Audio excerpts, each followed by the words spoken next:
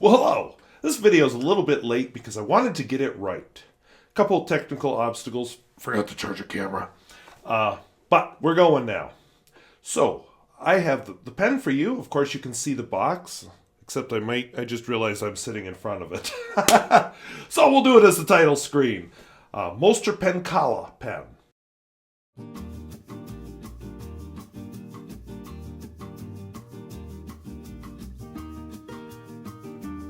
So videos like this interest you where I talk about fountain pens, both new and old and at all price points, I would invite you to subscribe. And if you'd like to talk about Moster-Penkala or any of the topics brought up in this video, please feel free to leave your comments down below. So let's talk about Moster-Penkala for a minute. So I'm going to dive out of the screen so we can look at Moster-Penkala. So what I have here is the original box. This is the pen. Of course, we want to look at the pen. This is a 1930s pen probably made in Berlin. I'll get into why in just a minute. But if you look at it, just kind of a plain black pen. And if you've watched this channel, oops, wrong way. If you've watched this channel for any length of time, you know I have a thing for slim black European pens. This certainly fits that description. The nib, by the way, because I think I've got the writing kind of off. I have a later model Penkala that I'll be talking about next week that has a Bach nib. I am not certain about this nib, I'll just be honest. The pen itself is a push-button filler. And I said made in Berlin. Moster-Penkala, I'll come back to the company here in just a minute. Moster-Penkala was a Croatian company, but they did open a factory in Berlin later on. So when you look at the name of the pen, that's where I'm getting the number 130 from. This is also where I'm getting the extra fine from. The other place I'm getting the extra fine, of course, is right there. And who knows, that may end up being a model number or something. So the name on this is... I actually really struggle to read that. This looks like filler. That, I'm just not making sense of that. Upside down.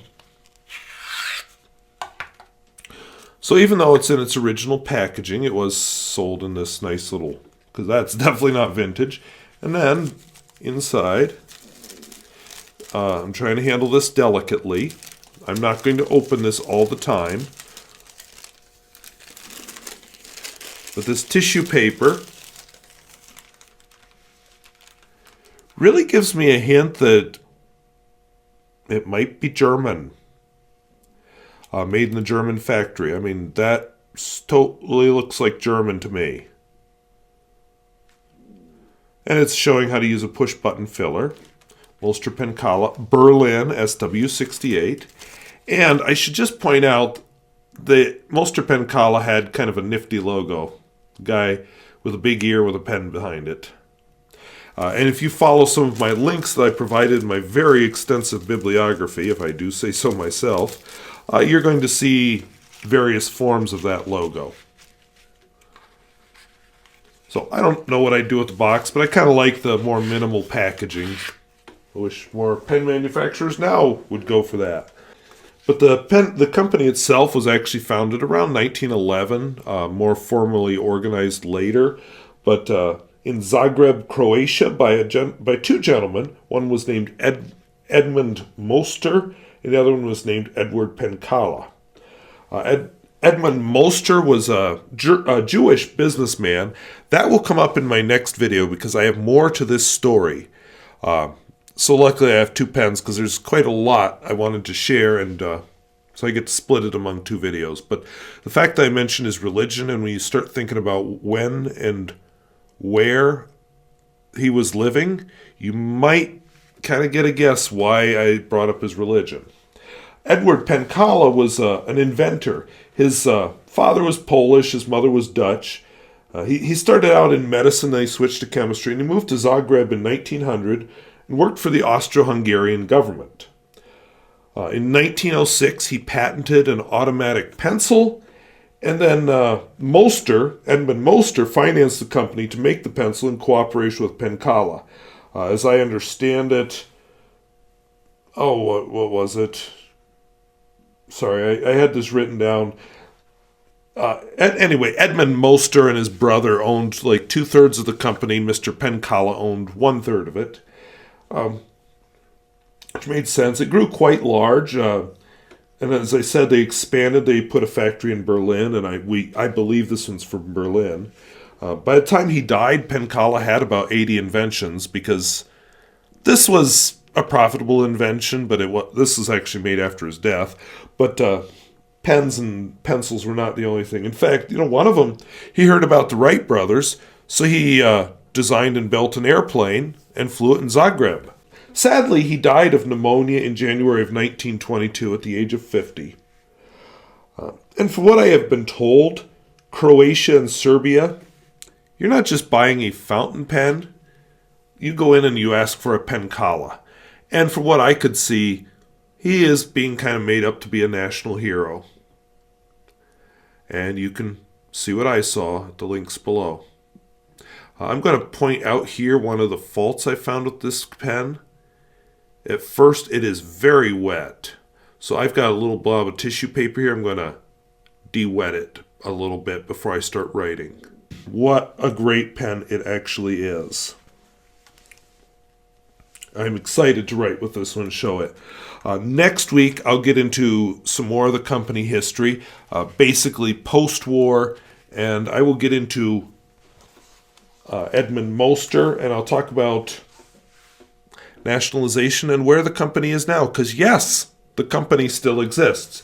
It is no longer called Moster-Penkala. The pen I'm going to be talking about next week is going to be called a TOZ Penkala, for reasons I'll get into next week.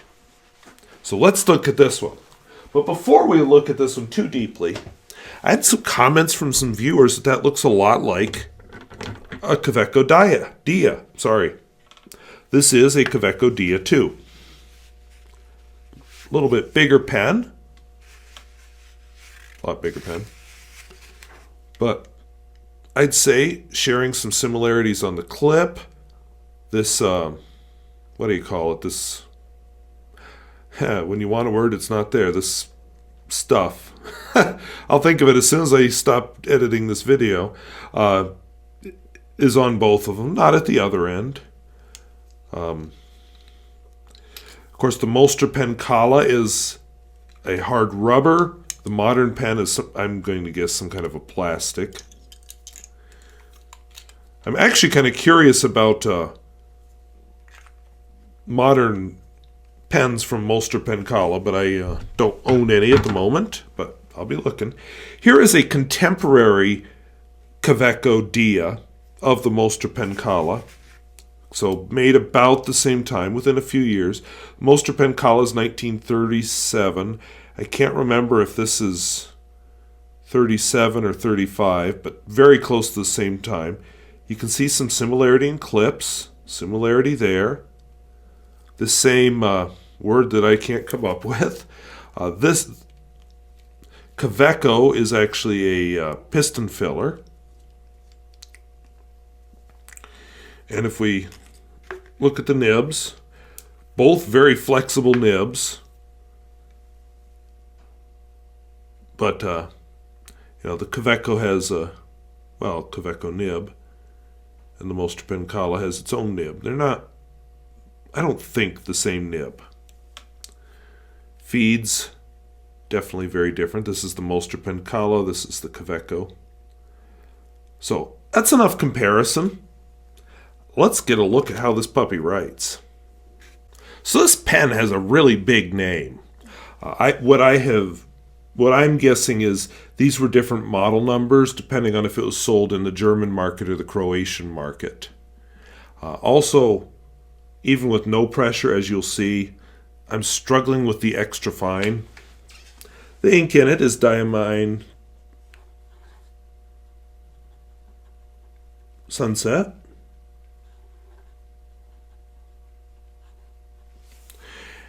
Let's get a little closer. Now that you've seen the name of the pen. Oh, maybe not quite that close. Okay. That's as close as autofocus lets me get.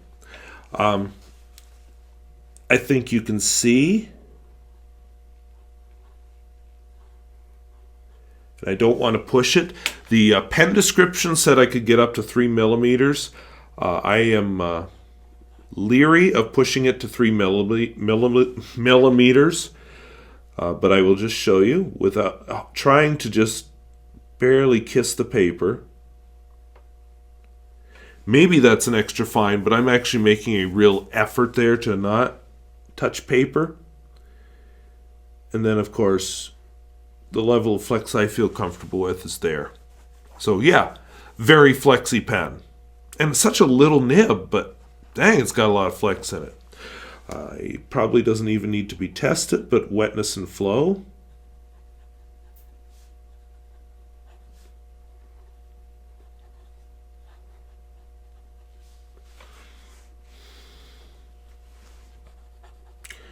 Of course, this pen does not dry out. I think it has to run out of ink to do that.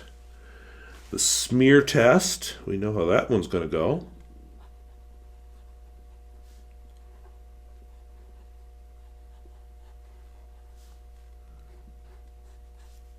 Whee! And just for snorts and giggles, let's do it with minimal paper kissing. Still a lot of ink there. And the reverse writing, although that doesn't always go well with a flexible nib.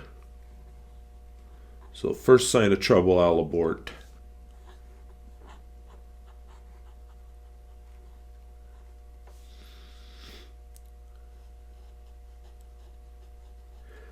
Kind of scratchy, and I'd call it extra fine. And now let's dive into a longer form quote. So usually with a pen that I love this much, I will try to do some kind of a long quote. And I was very close. But then I thought, no. Moster-Penkala was an inventor. I need some kind of an inventor-themed quote. So I found one I really liked by Albert Einstein, so we're going to go with Albert Einstein today, even if it's a short quote.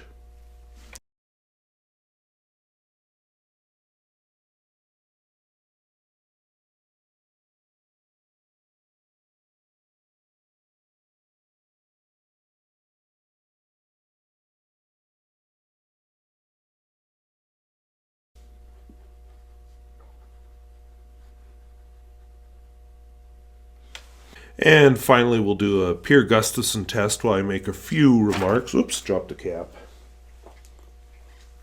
Don't worry, carpeted floor down here. Well, rug on the floor. Rugged floor. There we go. So that would be a minor complaint that the cap doesn't really sit well when I post it. And normally I don't post my pens. This one I do post because it's kind of small if I don't. A little railroading there when I'm going fast. But anyway, that's a complaint. The fact that sometimes it wants to really run when I first uncap it is a little bit of a fault. I'm not going to be too bitter. I mean, this pen's older than my parents. 1937. Not going to tell you how old they are because I want them to still love me. But anyway, it's a nice writer. Very flexible, very wet. You know, it's not one of those pens where you'll see it in the case, you go, yes, unless you're like me and you like those slim black pens. But it is quite unique. I was looking on eBay after my disaster with the camera. Yes, last night I found a Moster-Penkala for about $400. No, I did not buy it. No, I did not put a bid on it. But dang, it was tempting. So maybe you can buy it. I can't. But I did find a couple Moster-Penkalas for $20, so you may be seeing more from this brand in the future. So I'm not one of those people I've got to have a wet, juicy writer and all that. I even don't need flex all the time because sometimes flex has its place, but sometimes you just want to write. This is a pen that is fun to write with. And I like that slim black pen look. As far as faults, the main ones might be because my overabundance of caution. I don't want to put the cap on too hard to post it, and so the cap is somewhat loose when I post. My other complaint is sometimes it blobs a little when I first open it up, and I'm not sure why it has the holes to prevent suction when you uncap it. I just kind of think it's warming up from your hand, something like that. But what a great pen to write with. So next week I'm going to get into more about this interesting company. Like I said, in the 1920s it was the two Moster brothers and then Edward Penkala. 1922, Edward Penkala died, and the Moster brothers continued it up until the Second World War. And I've already given you a bit of a preview of what happened next. But we will talk about this company post-war, and we will talk about the modern form of the company. So look forward to that next week. So if videos like this interest you, where I talk about fountain pens both new and old and at all price points, I would invite you to subscribe. And if you'd like to maybe add more about the Moster-Penkala brand, maybe you have some knowledge of Mr. Penkala or the modern pens and what they're like, I would love to hear about the modern pens, honestly. But if you have more information about the company, I'd sure like to hear that as well. So I want to thank you.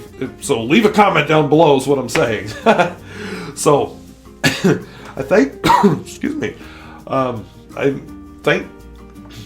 now the cough threw me off there. Thank you for watching. We'll see you later. Bye-bye.